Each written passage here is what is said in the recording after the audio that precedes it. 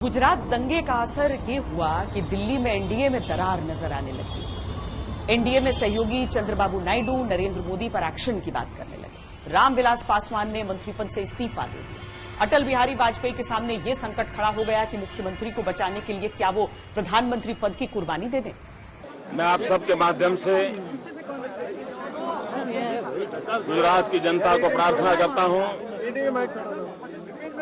कि पिछले कुछ दिनों से जो शांति और सद्भाव का माहौल बना है उससे हम और आगे बढ़ाएं।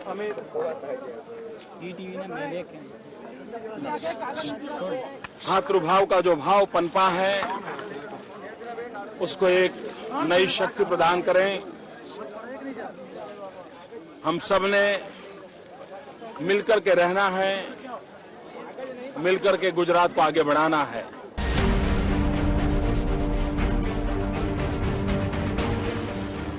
2002 में गोवा में बीजेपी का वार्षिक अधिवेशन तय था और ये भी तय हो गया था कि नरेंद्र मोदी से इस्तीफा मांगा जाएगा। नरेंद्र मोदी ने जैसे ही इस्तीफे की बात की, अधिवेशन में माहौल बदल गया। पणजी अधिवेशन के बाद मोदी समझ चुके थे कि संगठन के स्तर पर अब उन्हें कोई चुनौती नहीं देने वाला।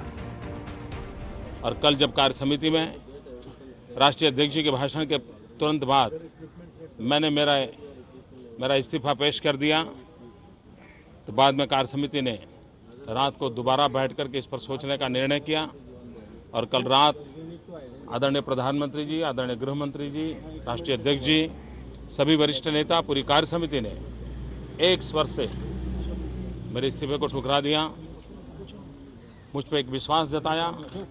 पॉलिटिक्स का एक वर्ग ऐसा चाह रहा था कि जो गोधरा का जो वाक्य है वो लोग भूल जाएं, वो गोधरा के बाद में जो मुसलमानों पे जो अत्याचार हुए हैं उसको याद रखें।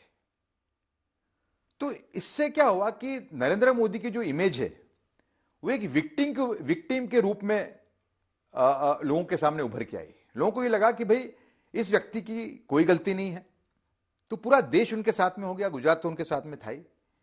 तो जब उन्होंने कहा कि मैं इस्तीफा देता हूं तो उसके सामने एक मतलब पूरी बीजेपी पार्टी भी प्रेशर में आ गई थी, जो मूलतः लोगों का प्रेशर था।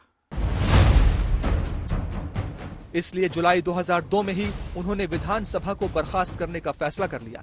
लेकिन चुनाव आयोग ने यह कहकर नरेंद्र मोदी की उम्मीदों को झटका दे दिया कि राज्य के हालात अभी ठीक नहीं है। आखिरकार चुनाव आयोग ने ऐलान किया कि दिसंबर 2002 में गुजरात में चुनाव होंगे। नरेंद्र मोदी जिंदाबाद। सिर्फ 6 महीने में नरेंद्र मोदी ने जो किया था वो ये बताने के लिए गुजरात के 180 में से 150 विधानसभा क्षेत्रों में घूमते रहे। અને મિયા મુશર્રફમાં તાકાત હોય તો નિર્દોષો પર હુમલા બંધ કરે, હમે સામી છાતી ઉગાડીએ। उधर विरोधी रोज मोदी को हटाने की कस्में खा रहे थे। तीसरा नेत्र हमारा खुलेगा बीजेपी के खिलाफ, और मैं समझता हूं कि समय आ गया है। हिंदू का भी पेट होता है, मुसलमान को भी पेट होता है। लोगों को अपना पेट भरना है, रोजी रोटी कमाना है, खाना है। हिंदू परमानेंट चीज नहीं होती है। ये लोग हिंदू के पक्ष में नहीं है, ये तो चीटर लोग है, चीटर। चुनाव के दौरान पूरे देश की नजर गुजरात पर थी। कौन जीतेगा ये तो बाद की बात थी, लेकिन नरेंद्र मोदी जीतेंगे या नहीं इस बात पर सबकी निगाह थी। 22 दिसंबर 2002 बीजेपी को 182 में से 127 सीटों पर जीत मिली। इस सच पर नतीजों का ठप्पा लग चुका था कि नरेंद्र मोदी के नाम के खिलाफ न तो कोई नेता टिक सका, न मोदी के काम के खिलाफ कोई वादा और न रणनीति के खिलाफ कोई मुद्दा। नरेंद्र मोदी असंभव को संभव बनाकर उभरे थे।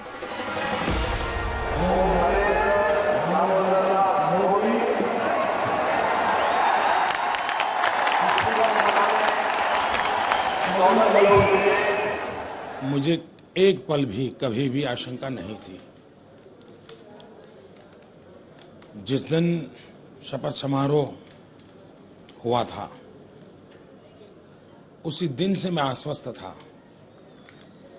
कि गुजरात के नागरिकों की अपेक्षाएं पूर्ण करने में भारतीय जनता पार्टी सफल होगी।